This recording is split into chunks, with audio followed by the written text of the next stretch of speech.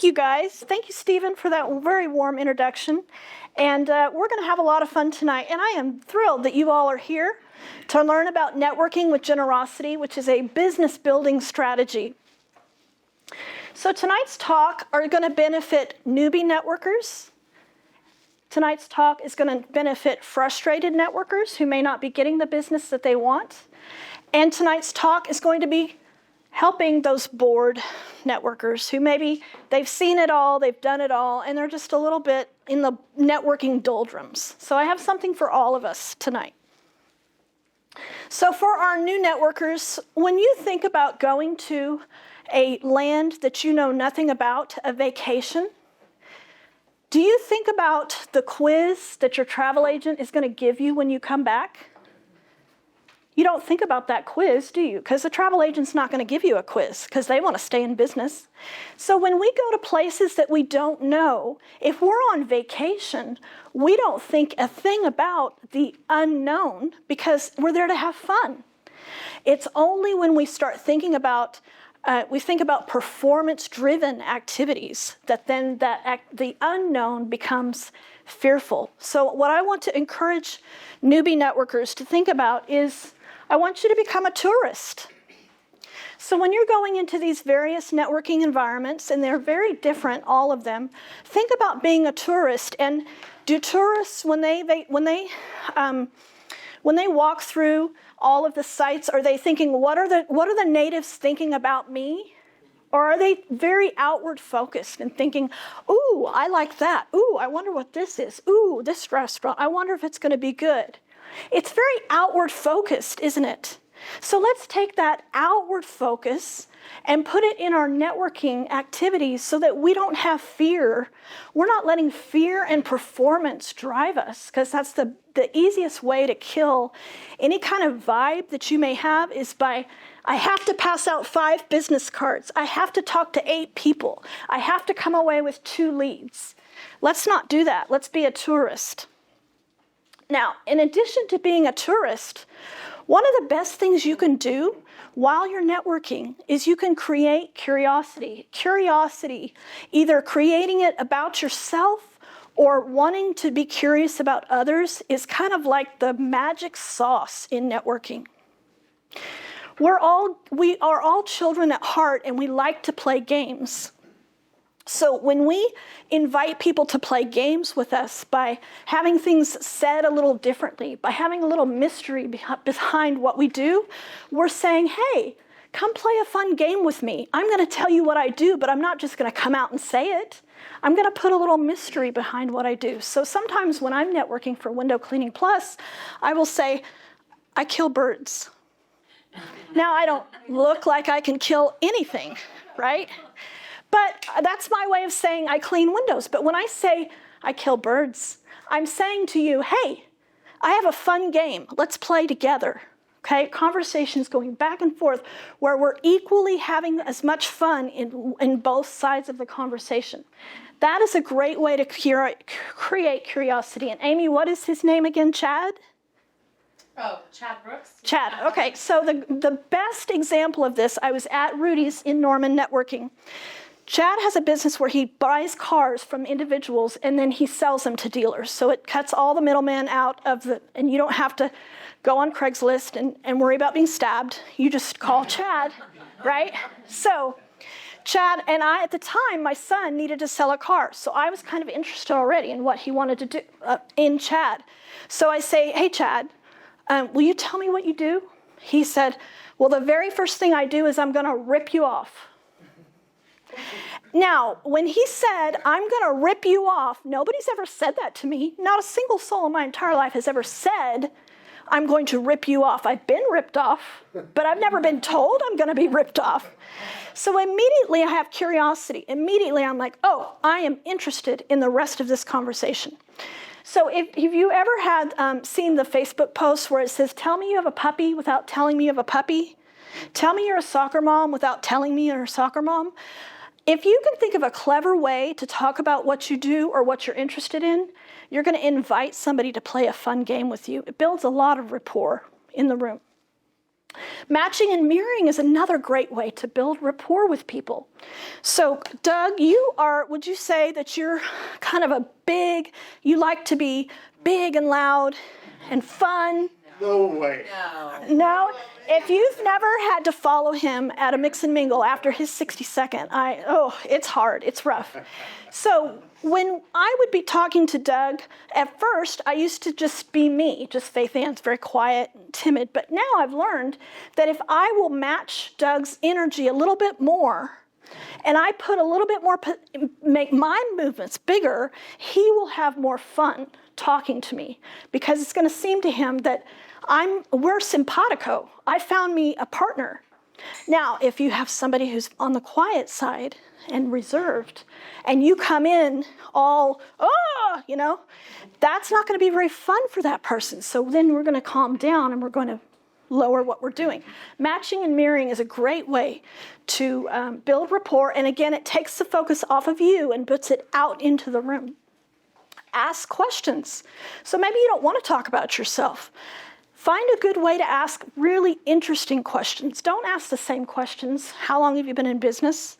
Have like 5 or 6 really interesting questions and test them at various places and see how people react.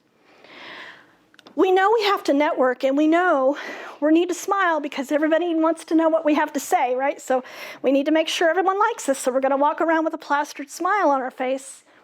What about instead, just walk around with a neutral face, and then when that person across from you says something bright or funny, let them see your smile. Let the smile flood across your face. And that is, she has a great book, How to Talk to Anyone, which I'm going to give away tonight. This is one of her tricks, the flooding smile. And then this would be the best thing to do if you really are afraid. Take somebody with you. Take a friend with you, and I want you to think about making your friend be the hero of the room. So what is your friend good at? What does your friend like to do? What is your friend accomplished? What I want to do, when I'm walking in, I'm going to introduce my friend to everybody in the room, and I'm going to make sure everybody knows what my friend is capable of. It's going to do 2 things for you. It's going to take your mind off of yourself, and it's going to show the people that you're talking to that you understand how to recognize good in other people. And if you're going to recognize good in this person, you'll probably recognize good in me, and you're worth my time. Okay? So those are great ways, little tricks that you can network with a little bit more confidence. But the main thing is take the focus off of yourself and turn it outward. When you let fear drive your networking, you give your business card out at a funeral. And guess who did that? This girl. It's awful. Like 3 years later, you think back and you say, oh my gosh, did I really do that? That is fear-driven. That is performance-driven, and it's not effective. You'll interrupt people's conversations. You'll be so quick. You want to get that business card in their face, and you'll interrupt their conversations just to give out your business card, and then you go on your merry way. We don't want to do that. What we want to do is, in networking, is we're connecting people that normally would not be in each other's presence except for you. That is what networking is. Connecting people that normally wouldn't have an opportunity to know about each other, but for you. Let's do more of that, which seems like a better long-term strategy. All right, now, frustrated networkers. I want to talk about the Joe Rogan effect, and I have been teasing this on social media.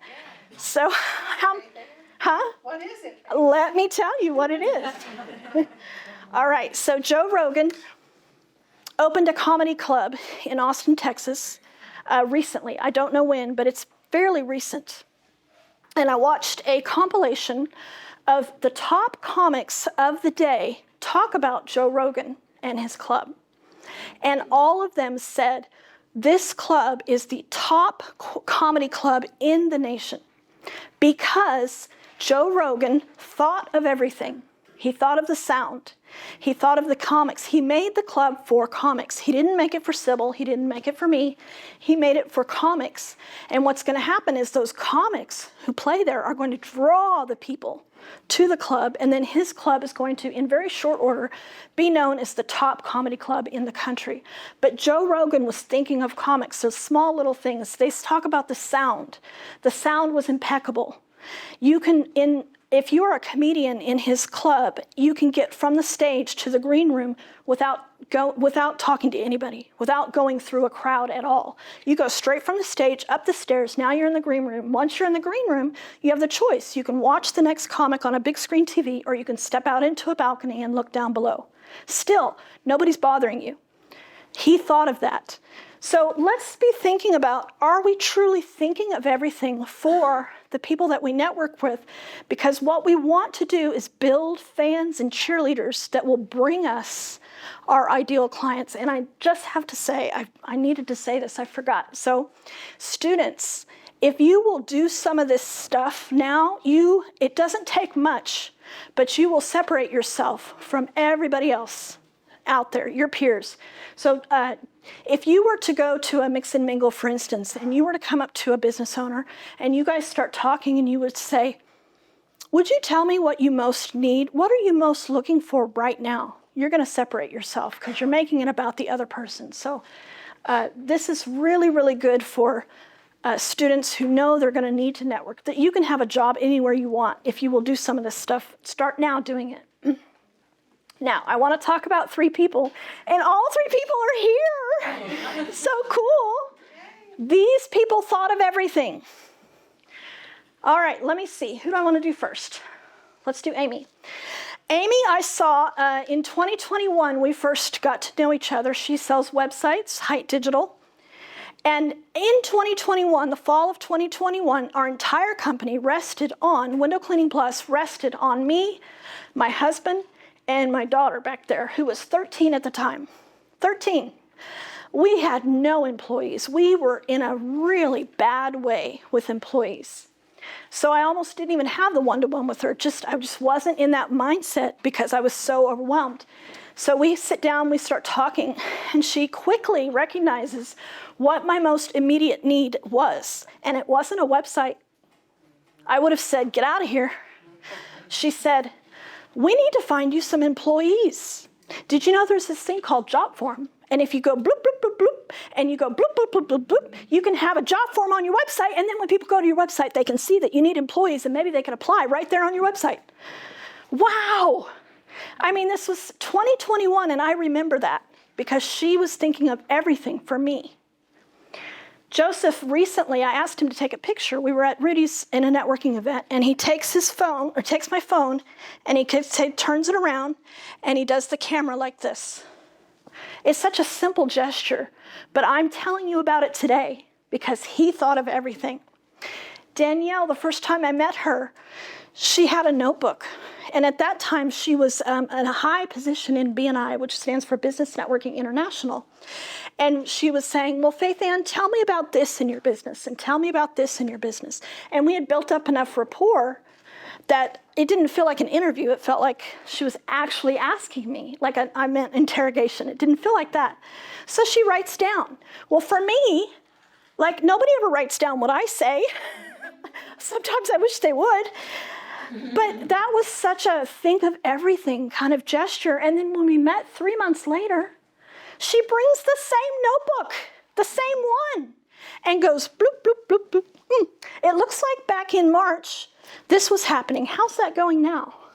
Do you realize that simple thing is why I am a client of hers today? I could go to her website. I'm not impressed with her website. I'm sure it's wonderful. I'm not impressed. No. It's that right there. It's that right there. It's okay. Now, you can ask for what you want. So I am not here to tell you that you have to spend your entire time when you network helping other people, because you don't have time for that, right? You can ask for what you want, but you build a foundation first. Then you can ask, and you can ask with confidence. The reason I'm standing here today is because I asked Sybil if I could.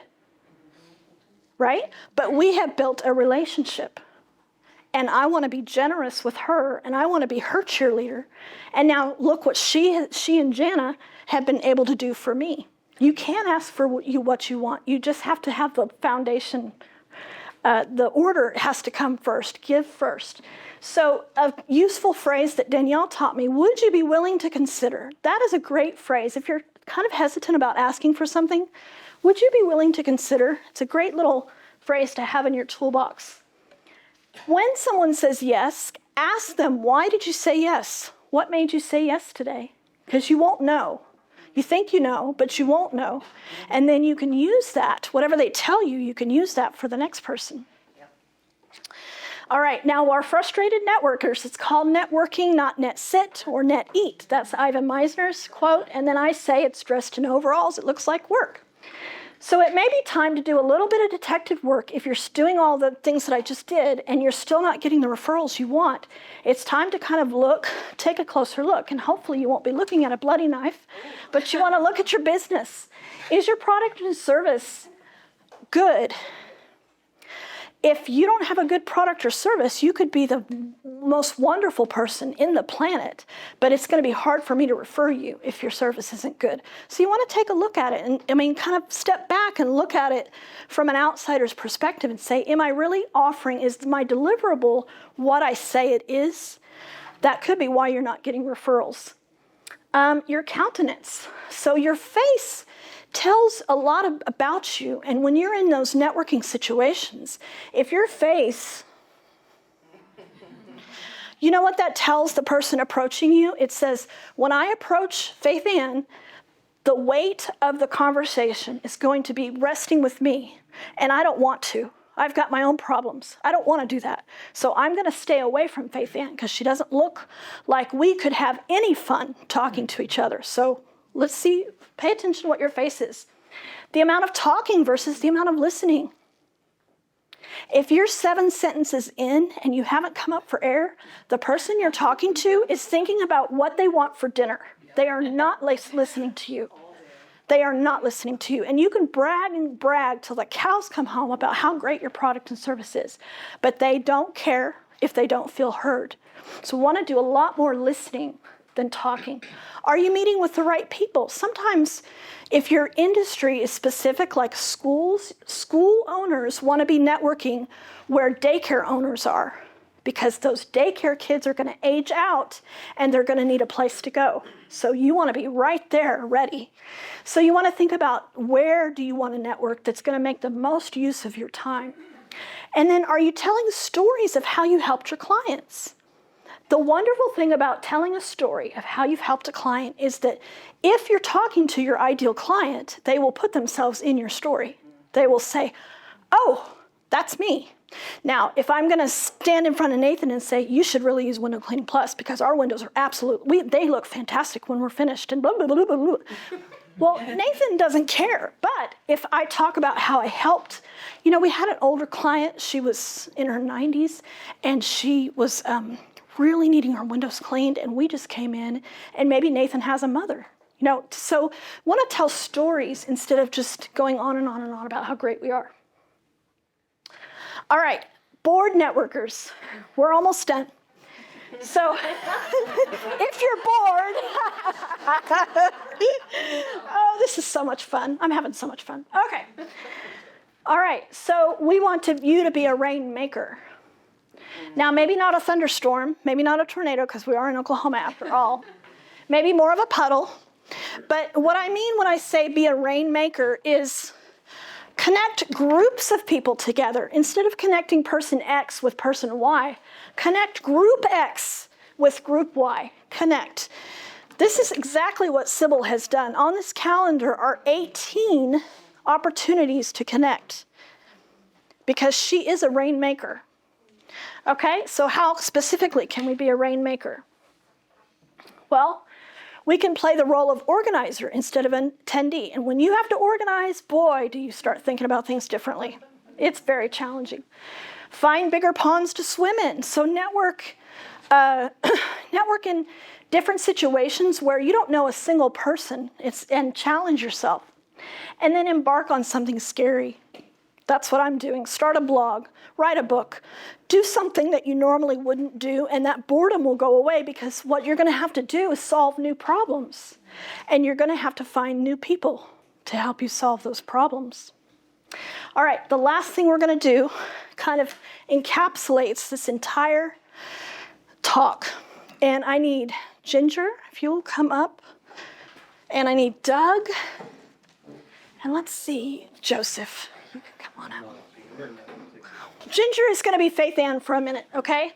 Now, Faith Ann practices what she preaches, and she has a countenance, is good. She's making sure that when she has one-to-ones, she's sending a reminder. She's thinking of everything for the people that she's meeting.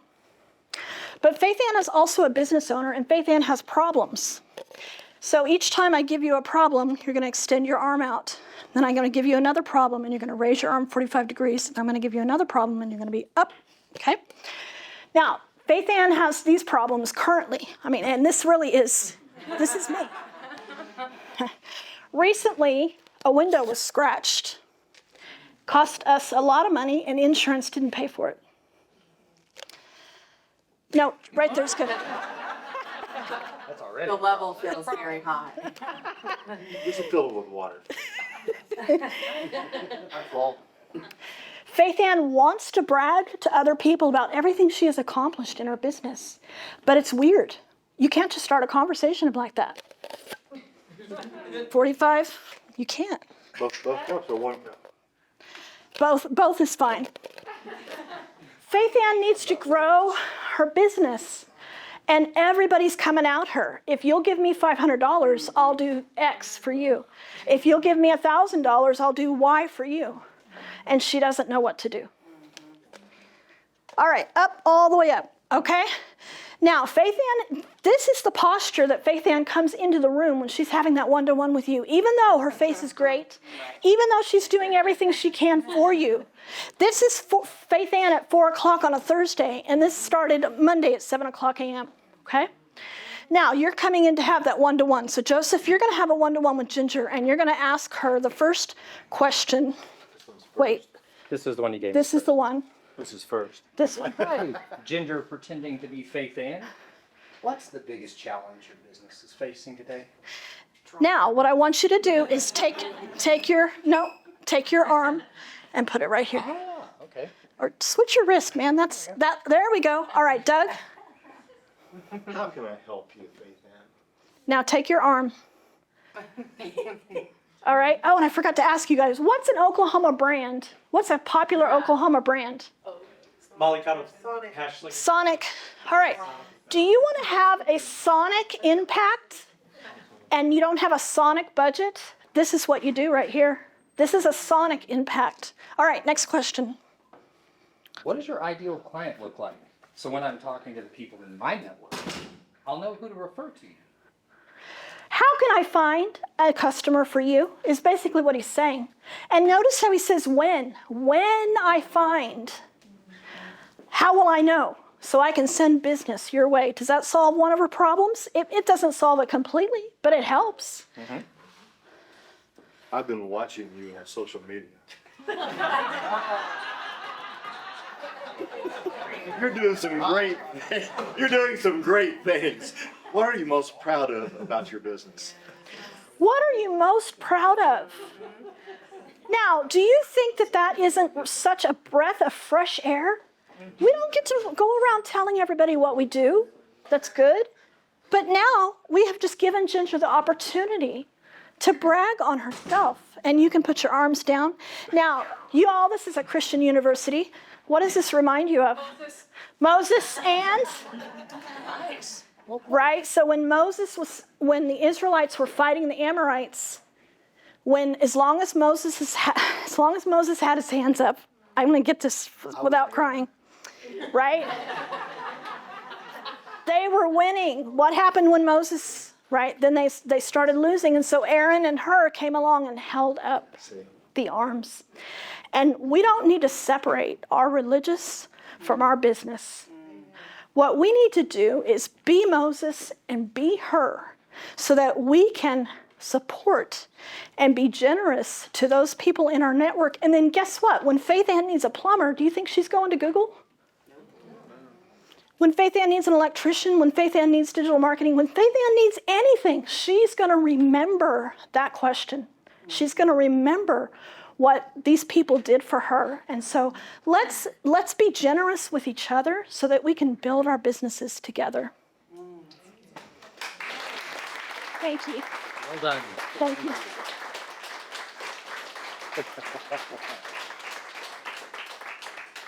Let's give a door prize away real quick before we move on to the next thing. And oh, perfect. This book, if you will open up your folder and look behind the printout, I don't know what side it's on. If you have a pumpkin sticker, you won. This is your book. You got a pumpkin sticker. All right, one more. Nikki Roush is an excellent sales coach. Nikki Roush or yoursalesmaven.com, an excellent resource. So this is when you actually are in front of somebody who is expressing some interest in buying your product or service. What do you do then? So if you'll look in your folder, if you have a pumpkin sticker behind your flyer. All right.